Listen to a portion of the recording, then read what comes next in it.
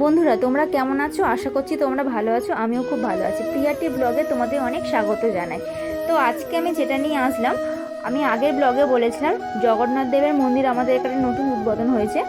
আমি থাকতে পারিনি, তো পরে একটা ব্লগে তোমাদের দেখাবো। তো আজকে আমি চলে আসলাম মন্দিরে, তোমাদের পুরো মন্দিরটা ঘুরিয়ে দেখাবো। তোমরা স্কিপ না করে পুরো ভিডিওটা দেখতে থাকো।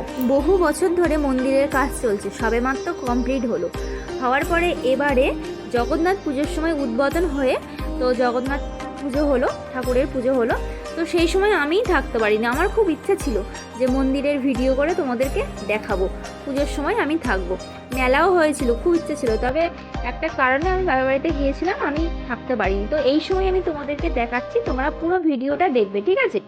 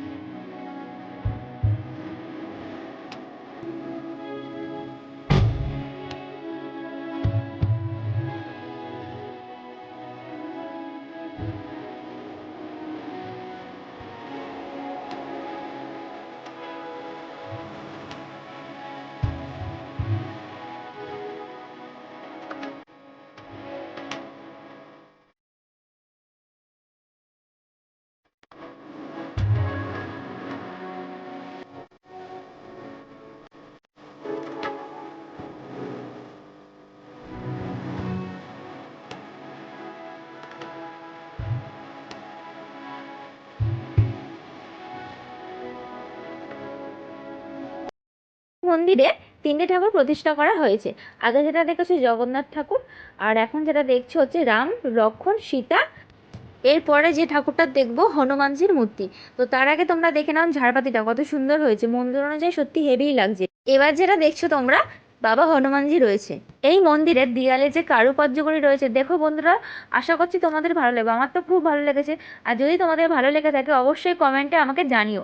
আর কিছু কিছু কাজ একটু ইনকমপ্লিট থেকে আছে, যেমন ফোয়ারাটা এখনো কমপ্লিট হয়নি, কিছু কিছু কাজ। তো 2-1 দিনের মধ্যে আশা করি হয়ে যাবে, কারণ অনেক কাজ বাকি আছে মন্দির।